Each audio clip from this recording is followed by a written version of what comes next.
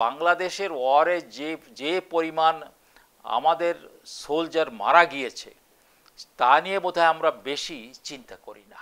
যে বিশ্বাস, don't ask me, যে আমি আমার 50% জনস হারিয়েছি, 50% জন আমি হারিয়েছি এই যুদ্ধে। এবং তখন আচ্ছা এইটাকে যারা পুরস্কার, এবং আমি বলি কি খান সেনাদের জন্য এখন বলছে কি যে Mujibur Rahman is not the father of the Bangladesh, জিন্নাকে করতে হবে, কি বলে রবীন্দ্রনাথের মূর্তি ভেঙেছে। এখন তারা বলছে কি যে আমাদের ন্যাশনাল সং এটা থাকবে না। তাহলে এবং তাহলে কি দাঁড়াচ্ছে যে ওই ওয়ারের সময় যারা সম্পূর্ণভাবে বিরোধিতা করেছে তারাই এখন ওখানে রাজত্ব করছে। আমরা যদি এখানে খুব নাকে তেল দিয়ে ঘুমিয়ে থাকি যে আমাদের এখানে কিছু হবে না, আমাদের যুদ্ধের জন্য তৈরি থাকতে হবে। বাংলাদেশে যা এখন হচ্ছে এই মানবাধিকারের লঙ্ঘনের চরম হচ্ছে। সকল দুর্বুদ্ধিজীবী তারাও তো এরকম কিছু বড় কথা কিছু বলছে না, আর যারা ইয়াং ছেলেমেয়েরা তারাও কিছু নামছে না।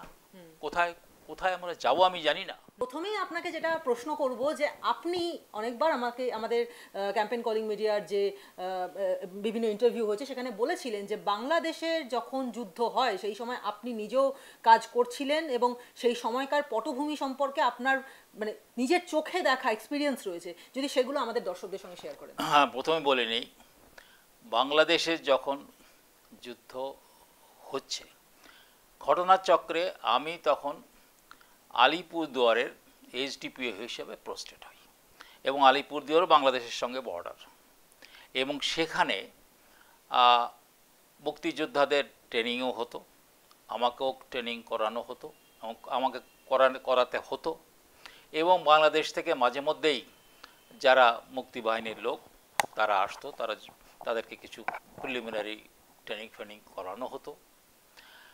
তো থেকে শুরু করে ওই সময়টা সম্পূর্ণভাবেই আমি সেই সময় সেই জায়গায় রয়েছি।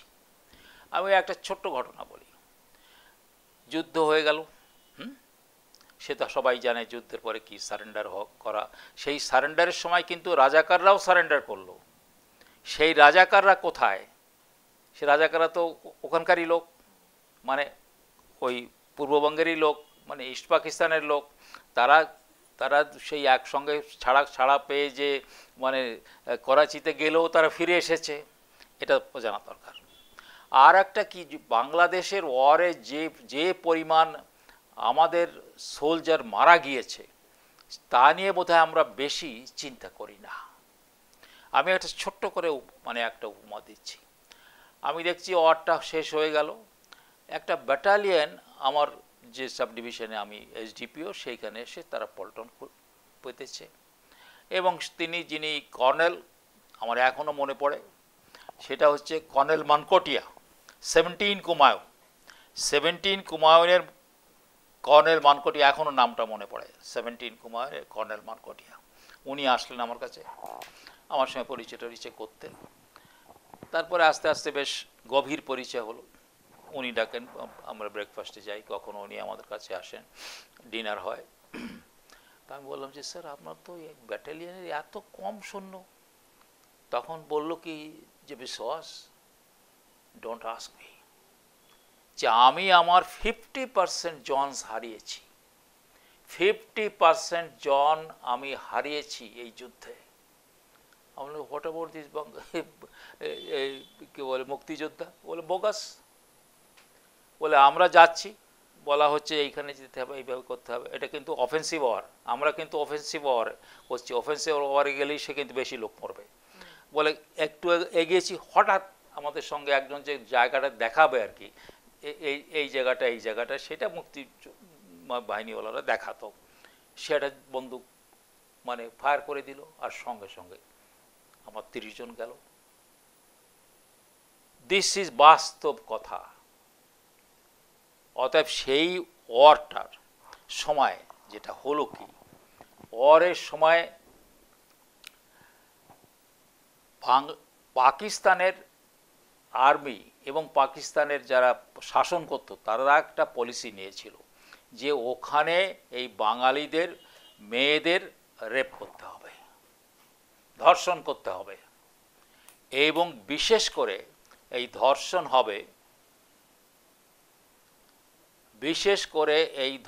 হবে, হিন্দু মহিলাদের। স্যার ওই শুনেছিলাম ইয়াইয়া খান এরকমই একটা কিছু হ্যাঁ, নির্দেশ ওরা দিয়েছিলেন। এরকমই বলেছিল। এখন সেই তো শুধু ইয়াইয়া খান না, এটা বিশেষ করে আর্মির, কিন্তু এর সঙ্গে হচ্ছে কি মৌলবাদী লোকেরা, এমনকি এখানকার ইমামরা তারা ফতোয়া দিয়ে দিয়েছিল যে যে যত বেশি হিন্দু মহিলাদের রেপ করতে পারবা ততই তারা এইটা হচ্ছে কি মানে এটা বুটি পুরস্কার, দ্যাটস হরিফিক। পুরস্কার। এত মহিলা তুমি রেপ করেছো, ধরে নিয়ে এসছো, অর্থাৎ তুমি এইটা পুরস্কার পাবে। মানে এবং একজন তখন হিন্দু মহিলাকে আচ্ছা রেপ এইটাকে করাটা যারা হচ্ছে পুরস্কার পুরস্কার, এবং আমি বলি কি খান সেনাদের জন্য। খান সেনাদের জন্য। এবং এইটা আর একটা জিনিস মনে করতে হবে, যারা রিসার্চ করেছে এই বিষয়ে সারা বিশ্বে, আমি বলছি না যে মানে হিন্দুরা কি রিসার্চ করেছে, আই এম নট ইন্টারেস্টেড, আমি এই ব্যাপারে খুব কিন্তু মানে যে আমি দেখব কি যে এই রিসার্চটা কারা মুসলমানরা করেছে কিনা কোনো দেশের, বা ইংরেজরা করেছে কিনা এই এই রেপটা নিয়ে, মানে নিরপেক্ষ রিসার্চ। নিরপেক্ষ। সেখানে তারা কি বলছে যে ইট ওয়াজ এ জেনোসাইডাল রেপ, তার নাম হচ্ছে জেনোসাইডাল রেপ, মানে ডেফিনেশনটা হচ্ছে জেনোসাইডাল রেপ। জেনোসাইড মানে যেরকম মানে হাজার হাজার মানুষ যেরকম করে খুন করা হয়, তেমনি এরকম করে হাজার হাজার মহিলাদের রেপ করা, তাকে বলা হয় জেনোসাইডাল রেপ। মানে ধর্ষণ করে কি তাকে খুন করে দেওয়া হবে? না, সেটা মানেটা কি জেনোসাইডাল রেপ মানেটা সেটা এখানে নয়। মানে কত লোক, মানে জেনোসাইডাল মানে একজন মানুষ খুন হচ্ছে না, অনেক লোক খুন হলে আমরা জেনোসাইড বলি তাকে। হ্যাঁ, তাকে বলি। তেমনি রেপ যদি অনেক বেশি লোককে হয় তাকে বলে genocidal rape. This word is international word. আচ্ছা, এই মিলিটারি লোকেরাই করতো, এবং কমপক্ষে 200,000 থেকে মানে 40,000-এর মতো, 20 থেকে 40,000-এর মতো মহিলাকে রেপ করা হয়েছে। অনেককেই খুন করা হয়েছে, রেপ করে তাদেরকে মেরেও ফেলানো হয়েছে, আবার অনেককে প্রস্টিটিউট করানো হয়েছে, তাদের রেপ করা হয়েছে, আবার তাদেরকে ওখানে রেখে মানে আর্মির ওখানে পল্টনে রেখে তাদেরকে রেপ করা হতো। আচ্ছা, এবং এই অধিকাংশই হচ্ছে হিন্দু মহিলা। আমার আশঙ্কা যে আবার কি ওই জিনিস শুরু হবে, তার কিন্তু আমি খবর পাচ্ছি, আমার বহু লোক, আমার কাছে যদি এই টেলিফোনটা কেউ দেখে যে কমপক্ষে 30-40টা টেলিফোন আছে আমার বাংলাদেশের, অনেক জায়গাতে মেয়েরা ওরা অনেক সবসময় প্রায় হতে থাকে এটা, কিন্তু এবার এক গ্রাম থেকে এত মহিলাকে উঠিয়ে নিয়ে যাচ্ছে, কোনো থেকে একজন, কোনো জায়গায় 10 জন, তারা কোথায় যাবে, তাদের হিসাব কোথায়?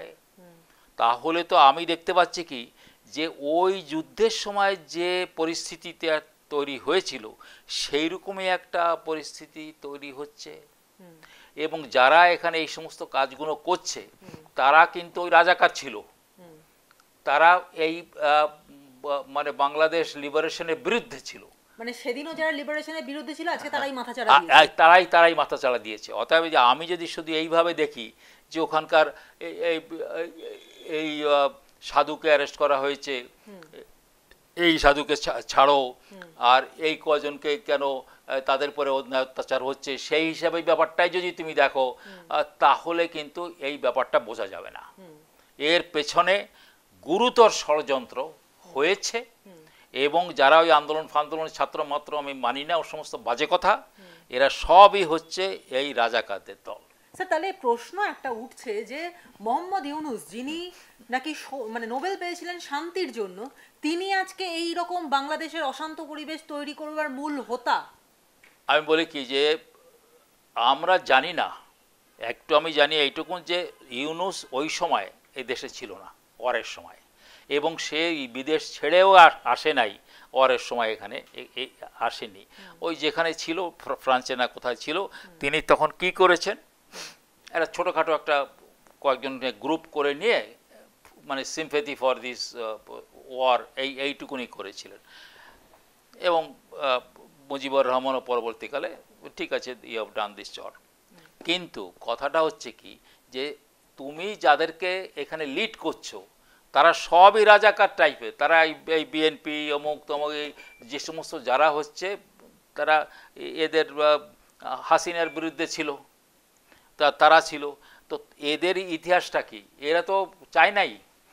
এখন কি বলছে, প্রথম দিনই কি মুজিবুর রহমানের যেখান থেকে মানে মানুষের প্রথম বক্তৃতা করে সেটা, যে কনে আসো যে যেখানে আসো, মানে আচ্ছা মুজিবুর রহমান আমাদের দেশের মানুষ, মানে একই সাব ডিভিশনের, গোপালগঞ্জ সাব ডিভিশনে আমাদের ভাষা মানে ডায়ালেক্ট একরকম। তো সেইখানে উনি যে ফেমাস, যে ওনার বক্তৃতাটা সারা পৃথিবী ফেমাস হয়ে গেল, সেটা কি, যে যেখানে আসো মাইয়ে আসো, সল আসো, খুন্তি ইয়ে নিয়ে কাশি নিয়ে বারুয়ে পড়ো। সেই জায়গাটা হচ্ছে মেমোরিয়াল ছিল, সেইটা ভাঙলো তারা, তার মূর্তি ভাঙলো, তার সব কিছু মিউজিয়াম ছিল সেটা ভাঙলো। আমার সেই দিনে যেটা ভাঙা হলো না, তার পরের দিনে একটা পার্টিকুলার আমি বলবো কি, একটা ভালো আছে, মানে নিউজ পেপার আছে, বাংলা নিউজ পেপার, তারা কিন্তু নিরপেক্ষ রিপোর্ট করে। তাদের মধ্যে একজন, যেটা ওখানকার একজন ভালো লেখক, তিনি আমাকে পাঠিয়ে দিলেন সেই দিনই, আমার কাছে এখনো রয়েছে, আমার এর মধ্যে রয়েছে, যে কিভাবে সব নষ্ট করা হচ্ছে। আজকে তারা জিন্না এখন বলছে কি, যে Mujibur Rahman is not the father of the Bangladesh, জিন্নাকে করতে হবে। কি বলে, রবীন্দ্রনাথের মূর্তি ভেঙেছে। এখন তারা বলছে কি, যে আমাদের ন্যাশনাল সং এটা থাকবে না। তাহলে এবং তাহলে কি দাঁড়াচ্ছে, যে ওই ওয়ারের সময় যারা সম্পূর্ণভাবে বিরোধিতা করেছে তারাই এখন ওখানে রাজত্ব করছে। স্যার, তাহলে প্রশ্নটা এখানে আসছে যে তাহলে কি বাংলাদেশ, এই দেশটার নাম বাংলাদেশ বলবার অধিকার তাদের থাকে? কারণ যাকে দিয়ে বাংলাদেশ হয়ে উঠলো সেই মুজিবুর রহমানের মূর্তি ভাঙা, তার মূর্তির ওপর প্রস্রাব করা, এবং তার যে মেমোরিয়াল, তার যে বাড়িতে বসত বাড়িতে যে মেমোরিয়াল ছিল সেইগুলোকে তছনছ করে ফেলা ইত্যাদি সর্বস্ব করা হয়েছে। এবং আজকে বলা হচ্ছে যে father of Bangladesh is not Mujibur Rahman, Jinnah, that is Jinnah. তো তাহলে সেক্ষেত্রে তো সেই আবার পূর্ব পাকিস্তানেই ফিরে যাওয়া। তো তাহলে কি ব্যাপার, তারা তো পাকিস্তান করতে চাচ্ছে, তাহলে পূর্ব পাকিস্তানে ফিরে যাচ্ছে তারা। তো তাহলে এইটা যদি হয়, তাহলে তো যে ওই যে বলছো যে বাংলা, এখানে আমরা এফেক্টেড হব না?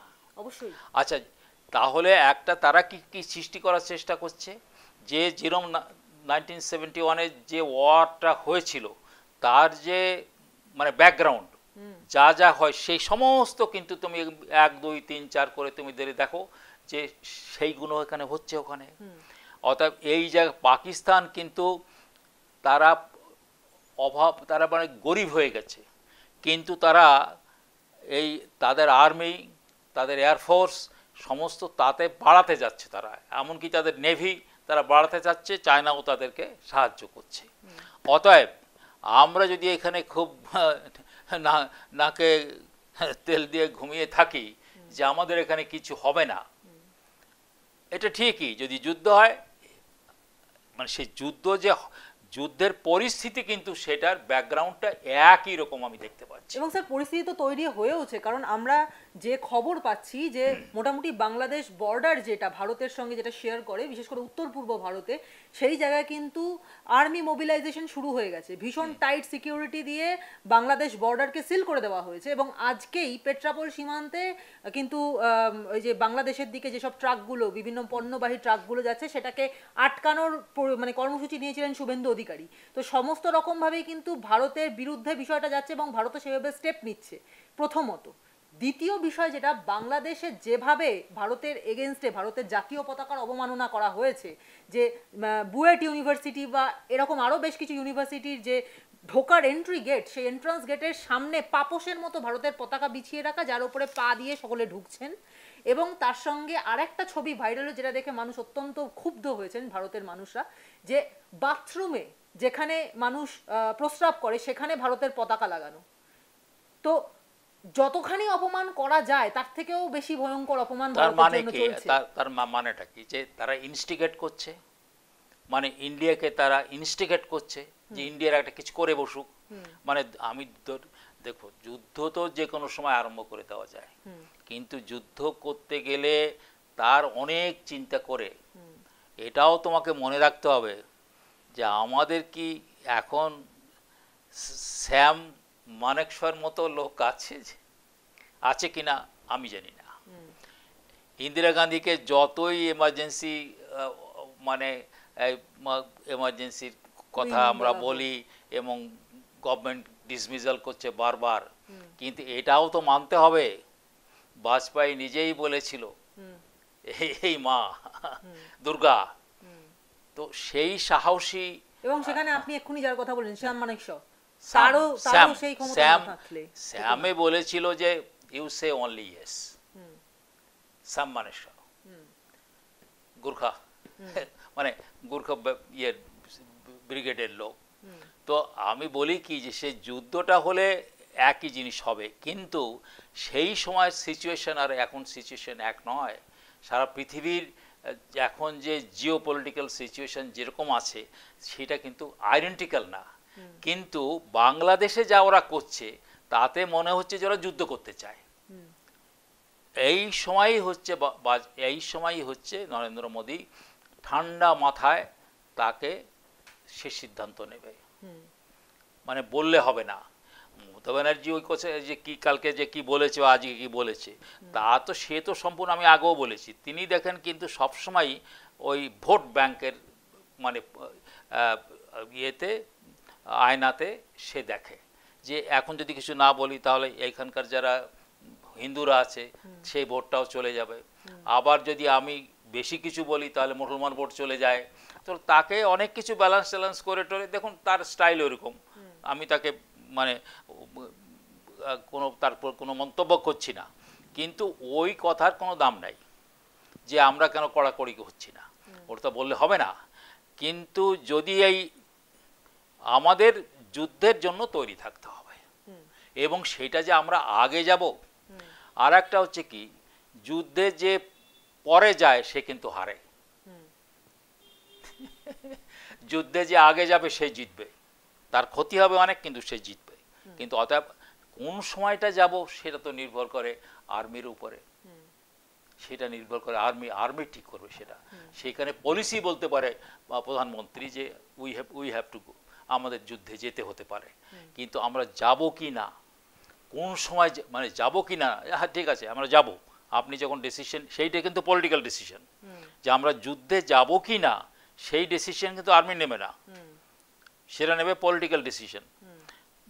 যিনি প্রধানমন্ত্রী তিনি রাখবেন, কার কার সঙ্গে তিনি কনসাল্ট করবেন সেটা তার ব্যাপার, কিন্তু আর্মি কি করবে কেমন করে করবে সেটা আর্মি করবে, কিন্তু যুদ্ধ করব কি না সেই ডিসিশন কিন্তু যেন ইন্দিরা গান্ধীকে নিতে হয়েছিল, স্যাম এক্সিকিউট করেছে এবং এইভাবে করা যায়।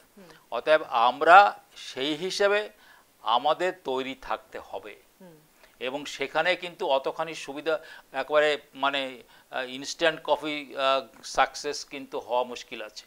এই যুদ্ধ অনেক দিন ধরে চলতেও পারে, অনেক দিন ধরে চলতে পারে। আমরা এখন দেখছি যেখানে যুদ্ধ হচ্ছে যুদ্ধ থামছে না, সে ইসরায়েল বলি বা ইউক্রেন বলি সেটা কিন্তু চলছে। অতএব এই যুদ্ধ ব্যাপারটায় চলে যাওয়া এত সময় না, কিন্তু অ্যাট দ্য সেম টাইম তাদের তো বলতে হবে, ইউনেস্কো তো বলতে হবে নাথিং ডুইং, তুমি এই যা হচ্ছে একেবারে মনে হচ্ছে সেই রাজাকাররা যা করতো বা যা মানে এরা করতো পাক আর্মি করতো সেই জিনিস হচ্ছে তোমার ওখানে। এইটা কিন্তু ইন্ডিয়াকে অ্যাসার্ট করতে হবে, শুধু খালি ডিপ্লোমেসি করলে এখানে হবে না। স্যার আপনি অনেকবার আমাকে একটা বিষয় নিয়ে বলেছেন, কিন্তু পুরো গল্পটা কোনোদিন শোনা হয়নি, যে আপনি বলেছিলেন যে আপনি বাংলাদেশ রেডিওর পর্দাফাঁস করেছিলেন এবং তারপর সেটা ক্লোজ করেছিলেন, এবং তারপরে আপনি একটা বোধহয় কোনো রকম গ্যালেন্ট্রি অ্যাওয়ার্ড বা এরকম কিছু মেডেল পেয়েছিলেন, এবং যেটা আমি এই মুহূর্তে দেখতে পাচ্ছি আপনি ধারণ করে রয়েছেন। এই বিষয়টা সম্পর্কে যদি একটু আমাদের দর্শকদের আমি বলি যে যখন যুদ্ধটা হয় তখন মানে বাংলাদেশ শহর হয়, আমরা তো ওটা তো বলি না আমরা ইন্দো বাংলাদেশ, না ইন্দো পাক ওয়ার, ওটা আমরা আমাদের হিসাবে কিন্তু বলা, ওটা কিন্তু ইন্দো পাক ওয়ার বলা হতো।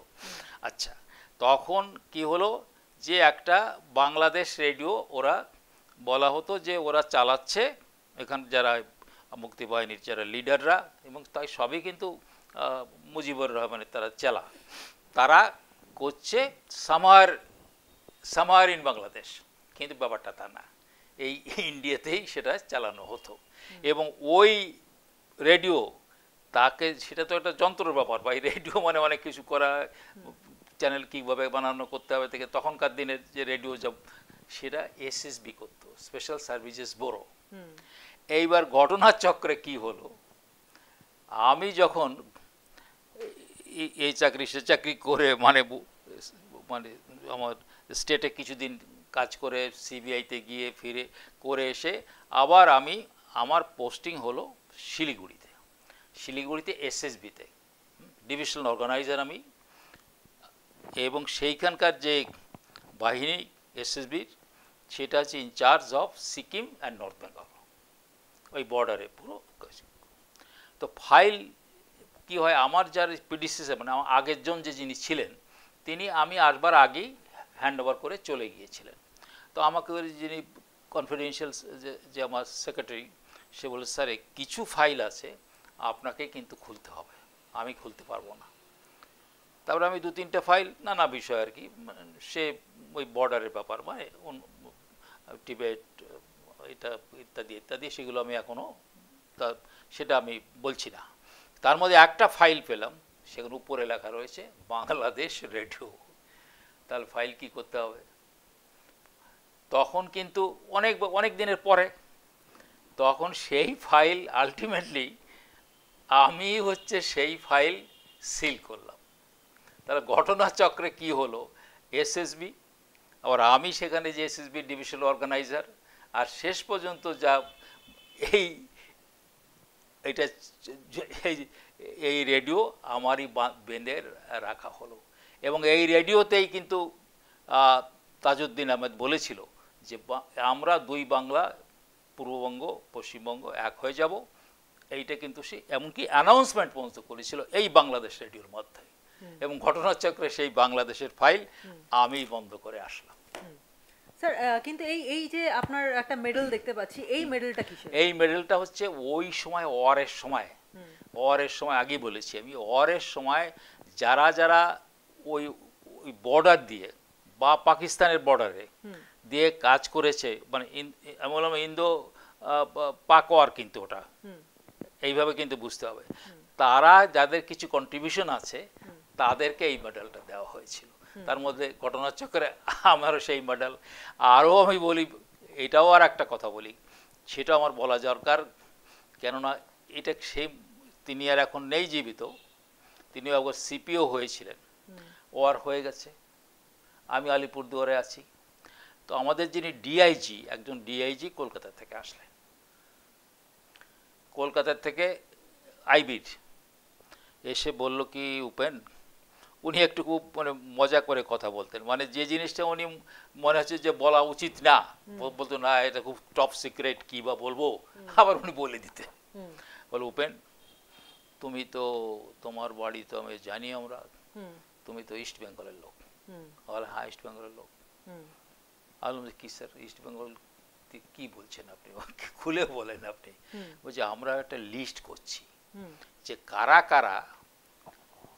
কারা পোস্টিং হবে ঢাকা, ফরিদপুর ইত্যাদি ইত্যাদি, কারা যাবে। তার মানে কি দুই বাংলা এক হয়ে যাচ্ছে? হোয়াট ডাজ ইট মিন? যখন এখন ডিআইজি এসে বলছে, তো বললাম স্যার আপনি আমারে বলছেন আমি যাব কি না, আমাকে মানে বলতে হবে যে আমি উইলিং আছি যাওয়ার, সেই জন্য উনি এসছেন আমার কাছে। আর আমার ব্যাকগ্রাউন্ড দেখে যে আমি পূর্ববঙ্গের লোক, ফরিদপুর গোপালগঞ্জের লোক। আমি বললাম যে স্যার আমি যে ইউনিফর্ম পরে বসে আছি এই ইউনিফর্ম পরে বসে থাকবো, আপনি অর্ডার দিন আমি কালকেই যাচ্ছি। তার মানেটা কি? যে এইটা শুধু যে মানে দুই বাংলা এক হয়ে যাবে কথাটা খুব থিওরিটিক্যাল ছিল না। মানে কোন অফিসার্সরা কারা কারা যাবে, যারা যারা নিজেরা মানে উইলিং আছে, মানে তাদের নিজেদের ইচ্ছা রয়েছে, তাদেরকে আইডেন্টিফাই করা হচ্ছে। এটাও করা হয়েছিল তখন, তার মধ্যে আমি একজন।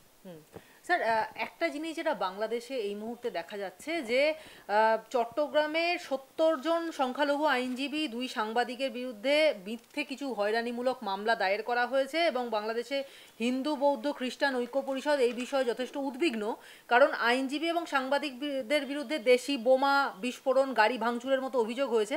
এবং এটার কারণ হলো সন্ন্যাসী যে চিন্ময় কৃষ্ণ দাস, যাকে গ্রেফতার করা হয়েছে, তাকে আইনি মামলায় কেউ যেন সাহায্য করতে না পারে, এবং তার বিষয়টা নিয়ে যারা সত্যিকারের ঘটনাগুলো প্রকাশ করেছে সেই দুটো যে মিডিয়া, তাদেরকে মানে তাদের সাংবাদিকদেরকে হেনস্থা করা হচ্ছে, যাতে তাদের মানে এই চিন্ময় কৃষ্ণ প্রভুর যে শুনানি সেই সময় না করা যায়। কি বলবেন? না দেখুন, আমি বলি, তাহলে আপনি যদি ভালো করে এইগুলো মানে খুব নিরপেক্ষভাবে এবং ভালো করে রিসার্চ করেন, তাহলে কি হচ্ছে, এই জিনিসটা পেছনে চক্রান্ত আছে, মানে কনস্পিরেসি আছে। তো এইটা মনে করবেন না যে কিছু লোক মানে তারা এই দুজন হিন্দু মহিলাকে নিয়ে গেল বা একজন বুদ্ধিস্ট মহিলাকে নিয়ে গেল, তা নয়। এটা একেবারে সুপরিকল্পিত। মানে একেবারে বলবো কি আমি, মানে খাতায় কলমে আগের থেকে ঠিক করা হয়েছে যে এইভাবে করো, এইভাবে করো, এইভাবে করো, এইভাবে। আমরা বলি অর্গানাইজড ক্রাইম না, অর্গানাইজড এখানে ক্রাইম বলছি না। এই যে মানে রেপ করা, লোক ধরে নিয়ে যাওয়া আর মানুষ মারা, এই সব কিছু হচ্ছে মানে সুপরিকল্পিতভাবে করা হয়েছে। মানুষ মারা বা লোক ধরে নিয়ে যাওয়া বা এভাবে মিথ্যে দোষে ফাঁসিয়ে দেওয়া, সেগুলো তো ক্রাইমই হয় না। ক্রাইম তো বটেই, কিন্তু সেই ক্রাইম যদি হয় সেই গভর্নমেন্টেরই যদি সাপোর্ট থাকে, রাষ্ট্র তাহলে সে তো মনে করছে না, তারা তো বলছে না এটা ক্রাইম নয়। যেরকম আগেই বলছি যে মানে যখন ওই বাংলাদেশ ওয়ার মানে ইন্দো পাক ওয়ার হয়, তখন তো ওরা পাকিস্তানে ওয়ার বলছে কত কত মহিলাদের এ করো, রেপ করো। তো রেপ তখন সেটা তো অপরাধ, তো সে অপরাধ বলে ছিল না। তো তাহলে তো মানবাধিকার লঙ্ঘন হচ্ছে অবভিয়াসলি সম্পূর্ণভাবে। বাংলাদেশে যা এখন হচ্ছে এই মানবাধিকারের লঙ্ঘনের চরম হচ্ছে। হ্যাঁ, এবং এইখানেই প্রশ্ন উঠছে যে যখন ভারত সেই নিয়ে কথা বলছে, কারণ হিন্দুরা ওখানে কমতে কমতে 22 থেকে 6-7% এসে দাঁড়িয়েছে, সেখানে তখন ভারত প্রশ্ন করছে যে বাংলাদেশে এইভাবে হিন্দু নির্যাতন কেন হচ্ছে। বাংলাদেশের পক্ষ থেকে রীতিমতো হুমকির সুরে ভারতকে বলা হচ্ছে যে এটা বাংলাদেশের আভ্যন্তরীণ বিষয়, ভারত যত নাক না গলায়, যে ভারতের থেকে মানে ওষুধপত্র না গেলে, আনাজপাতি না গেলে, পণ্য না গেলে বাংলাদেশের মানে হাঁড়ি চড়ে না, যে দেশের থেকে মানে বিদ্যুৎ না গেলে বাংলাদেশের সমস্ত ইন্ডাস্ট্রি বন্ধ হয়ে যাবে, যে দেশের মানুষের মানে যে দেশের চিকিৎসকদের কাছে না আসলে পরে বাংলাদেশের মানুষ প্রাণে বাঁচবে না, তাদেরকে প্রশ্ন করা হচ্ছে যে আমাদের আভ্যন্তরীণ বিষয় ভারত যেন নাক না। আমি বলবো কি যে এতখানি যারা ভারতবর্ষের উপরে নির্ভরশীল, তারা এইরকম একটা এক্সট্রিমিস্ট কথা বলবে, এর পেছনে যদি কোনো চক্রান্ত না থাকে তাহলে হবে? এই সমস্ত আবিজাবি স্টোরি আমি শুনতে রাজি না। তার মানে কি, ওই কথাটা যখন গভর্নমেন্ট অফ বাংলাদেশ, সকল বাংলাদেশ গভর্নমেন্ট, তো ইন্টারিম গভর্নমেন্টই না, ইনসিডেন্টারি, ও কিন্তু এখনো প্রাইম মিনিস্টার এখনো হাসিনা অ্যাকর্ডিং টু ল। অতএব তারা যখন এই কথাটা বলছে, তারা তো বিচার করেই বলছে, চিন্তা করেই বলছে এই কথা। সরকার বলছে যখন, তার মানেটা কি, এর পেছনে গভীর চক্রান্ত এবং কোনো বড় শক্তির হাত আছে, বড় শক্তির হাত আছে। পাকিস্তান তো আছি, এবং আর কারা আছে সে আমি বলতে পারবো না, কিন্তু পাকিস্তান নির্ঘাত, এবং চায়না পাকিস্তানকে অনেক রকমের সামরিক সাহায্য করছে। এক্ষুনি যেটা বললেন যে বাংলাদেশের এই ধরনের ঔদ্ধত্য, এর পেছনে একটা বড় কোনো মানে শক্তি কাজ করছে, এবং এর সঙ্গে এই ঔদ্ধত্যটা একটা ভয়ঙ্কর বহিঃপ্রকাশ হয়েছে যে ভারতের জাতীয় পতাকাকে যেভাবে পাপোশের মতো ব্যবহার করা হয়েছে, এই এই অপমানটা তো কেউ মেনে নিতে পারেননি ভারতের লোকজন, এবং সেখানে দাঁড়িয়ে ডক্টর ইন্দ্রনীল সাহা, তিনি একজন ফেমাস গাইনোকোলজিস্ট কলকাতার, তিনি পরিষ্কার বলে দিয়েছেন যে তিনি একটি মানে ফেসবুক পোস্ট করেছেন যেখানে লিখেছেন যে বাংলাদেশি রোগী দেখা বন্ধ রাখলাম কারণ দেশ আগে, তারপরে হচ্ছে মানে ইনকাম, এই প্রশ্নটা তিনি তুলেছেন। এবং এরপরেই আস্তে আস্তে বেশ কিছু, যেমন মানিকতলার জে.এন. রায় হাসপাতাল, তারাও কিন্তু পুরোপুরি জানিয়ে দিয়েছে যে আমরা কোনো রকম বাংলাদেশি রোগীকে আমরা এখানে অ্যাডমিট করব না। এবং একই পথে হেঁটে উত্তরবঙ্গেরও বেশ কয়েকটা হাসপাতাল এই রকমই ডিসিশন নিয়েছে, এবং একজন ডাক্তার তিনি তার প্রাইভেট চেম্বারে ভারতের একটি পতাকার ছবি লাগিয়েছেন এবং তার পাশে গোটা গোটা বাংলা ভাষায় লিখে দিয়েছেন যে ভারতের পতাকাকে মাথা নিচু করে স্যালুট প্রণাম করে তবেই কোনো বাংলাদেশি রোগী যদি এখানে ঢোকেন তবে তার চিকিৎসা হবে, তা না হলে তাকে চিকিৎসা করব না। আচ্ছা, এবার বলি, এই সারা পশ্চিমবঙ্গে তথা কলকাতায় কোনো বাড়ি আছে যেখানে সাধারণ মানে সরকারি অফিস কথা বলছি না, বাড়ি আছে যেখানে প্রতিদিন ন্যাশনাল ফ্ল্যাগ মানে যখনই সূর্য উদয় হবে তখন মানে জাতীয় পতাকা উঠছে, আবার যখন সূর্যাস্ত হবে যখন সেই পতাকা নামছে, সেটা হচ্ছে উপেন বিশ্বাসের বাড়ি, আর কেন নেই। তবে হ্যাঁ, তার পাশে আবার আমার বুদ্ধিস্ট ফ্ল্যাগটাও আছে। অতএব যদি, তাহলে আমার কতখানি ইমোশনাল আমি আমার এই পতাকার উপরে, তাই নয় কি? এদের আমি অনেকেই যারা ঠিকমতো করে মানে আমাদের যে কোনোদিন কেউ যদি দেরি করে ফেলে আমি নিজেই সেই টাইম ধরে ওঠানো নামানো হয়। যদি কোনো ইয়াং ছেলেমেয়েরা তারা বলে যখন আমার পতাকা নষ্ট করেছ, ও সরকার কি করবে না করবে, বন্দুক আমি জোগাড় করেছি, আমি কোথায়, যদি তারা যদি গেরিলা ওয়ারফেয়ার করে ওখানে, তাহলে কোথায় যাবে? তাহলে তো যুদ্ধ আরম্ভ হয়ে যাবে। যুদ্ধ গভর্নমেন্ট অফ ইন্ডিয়া কিছু করলো না, কিন্তু ইয়াং মেন অ্যান্ড উইমেন তারা এই যে অবমাননা, আমাদের জাতীয় পতাকার উপরে অবমাননা, এটা করার জন্য আমরা ঠিক করলাম, যেরকম নক্সালাইট মুভমেন্ট হয়েছে সেরকম বলে আমরা করব, আমরা ঢুকবো, মানে বাংলাদেশের মধ্যে ঢুকবো, আমরা will fire, will them kill them and will teach them a lesson. এটা হতে পারে? তাহলে আমি চিন্তা করতে পারছি যে আমি নিজে আমার বাড়িতে প্রত্যেক 365 ডেজ অফ দি ইয়ার আমার বাড়িতে সকালবেলা উঠছেন আবার বিকেলবেলা নামছে, তার কেমন লাগে, তার গায়ে কেমন লাগে? এরকম তো আরো বহু লোক আছে, তারা হয়তো ফ্ল্যাগ ওড়াচ্ছে না, কিন্তু তারা এর জন্য জীবন দিতে তারা রাজি আছে, আগেও আমরা জীবন দিয়েছি। অতএব বাংলাদেশের বেশি দূর এগোচ্ছে। আমি অবাক হয়ে যাচ্ছি যে কেন কি বলে সকল দুর্বুদ্ধিজীবী তারাও তো এরকম কিছু বড় কথা কিছু বলছে না, আর যারা ইয়াং ছেলেমেয়েরা তারাও কিছু নামছে না। কোথায় কোথায় আমরা যাবো আমি জানি না। স্যার, একটা শেষ প্রশ্ন করব যে আপনি এক্ষুনি বললেন যে সো কল্ড দুর্বুদ্ধিজীবী, কোট আনকোট দুর্বুদ্ধিজীবী, ওটা হচ্ছে সুভাষ চক্রবর্তী, যাদেরকে আমরা কোট আনকোট সুভাষ চক্রবর্তী। আচ্ছা, তো যাদেরকে আমরা বুদ্ধিজীবী হিসেবে আমরা চিনি তাদের কাছ থেকে কিন্তু আমরা সেরকম কোনো রিয়াকশন দেখছি না। প্যালেস্টাইনে বোমা পড়লে তারা রাস্তায় কলকাতায় মিছিল বের করেন, অথচ বাংলাদেশে হিন্দুরা এরকম কচুকাটা হচ্ছে, তাদেরকে নিয়ে কোনো চিন্তা না। এরা কি হচ্ছে আমি বলি, এরা সুডো সেকুলার, এরা হচ্ছে সুডো সেকুলার, এবং তারা কি করবে না, ও হিন্দু বলা যাবে না, হ্যাঁ এই হিন্দুত্ব, কিন্তু স্যার তাহলে তো সেকুলারিজম কথাটা তারাই বদলে যাচ্ছে না, অর্থই বদলে যাচ্ছে তার না। তারা এমনই কমিউনিস্ট বা এমনই তারা বলবে যে আমরা সবাই সমান ইত্যাদি। তারা কি যদি এই জিনিসটা যদি বাংলায় এইখানে কেউ হতো তাহলে তারা নেমে যেত, কিন্তু যদি কলকাতায় এটা হতো বা কোনো একটা মানে ইন্ডিয়ার কোনো জায়গায় এটা হতো তাহলে এরা কিন্তু রাস্তায় নেমে যেত। মানে একদম সুডো, এরা হচ্ছে অসম্ভব ধড়িবাজ, এক একজন করে প্রাইজ নিয়েছে, এক একজন করে এই অ্যাওয়ার্ড সেই অ্যাওয়ার্ড, কথা নাই বার্তা নাই, সেই সমস্ত তোমরা করেছো। মানে অর্থাৎ পদলেহন করাটাই এদের উদ্দেশ্য, পদলেহন করা ছাড়া তাদের কোনো উদ্দেশ্য নাই।